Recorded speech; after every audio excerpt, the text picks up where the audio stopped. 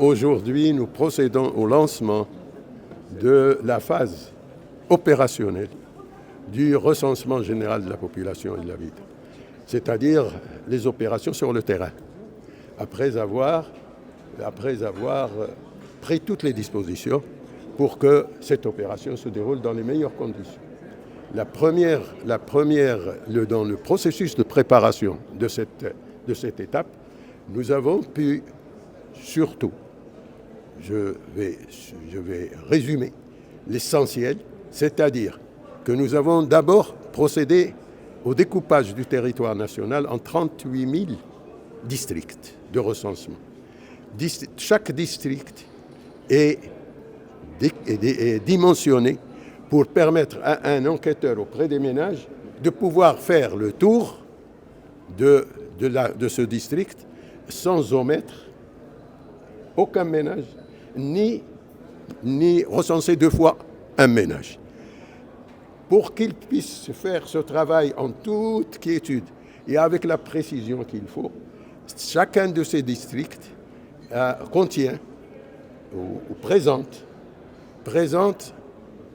tous les bâtiments, toutes les habitations et toutes les activités économiques, sociales, les infrastructures, et tout cela est bien précisé, et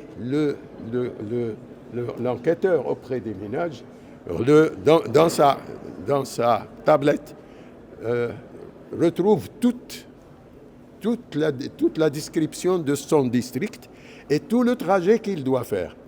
Et ce trajet est fait pour qu'il puisse être suivi pour voir s'il fait bien tout le travail comme il faut. Il est suivi directement par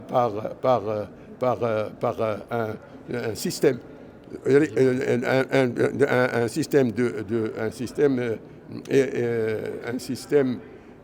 informatique.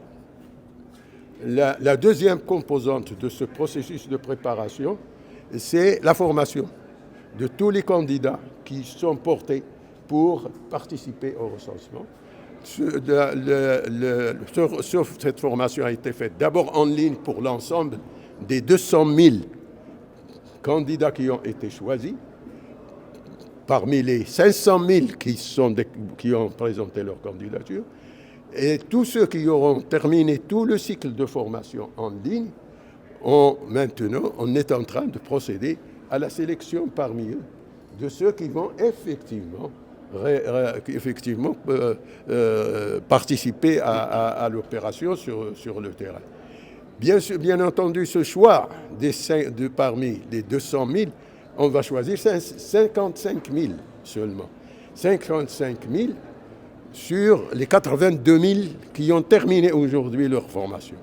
Et les 55 000 dont nous avons besoin, seront suivis, seront sélectionnés parmi uniquement ceux qui ont terminé leur formation, y compris si parmi eux existent des gens qui sont des agents du HCP. S'ils n'ont pas terminé leur formation, ils ne peuvent pas être pris. Maintenant, nous passons à la deuxième phase de formation, à laquelle nous débutons dès la semaine prochaine, c'est la formation en présentiel.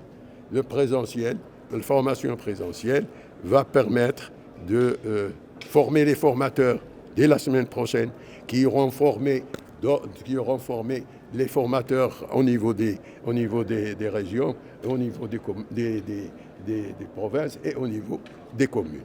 Donc, tout ce système de formation, préparer le terrain pour assurer l'exhaustivité du recensement, qui est une des dimensions importantes des normes du recensement dans tout le monde. La deuxième, c'est la formation pour assurer la compétence requise pour réaliser l'opération dans de bonnes conditions. Maintenant, avant d'affecter les personnes qui auront été formées, bien sûr, nous sommes dans la phase aujourd'hui de les convoquer pour nous assurer qu'ils ont bien assimilé qu'ils connaissent l'utilisation de la tablette électronique et last but not least, que nous assurer qu'ils ont un comportement et qu'ils ont une situation que le déroulement de leur vie honorable pour que, en allant chez dans les ménages, ils puissent être convenables. Et nous sommes sûrs de cela parce que ces jeunes qui ont été pris et qui vont aller au feu dans le recensement et qui vont accéder au ménage, ces jeunes ont été choisis d'une manière objective, sans intervention de personne, et ce sont les enfants de ces ménages eux-mêmes.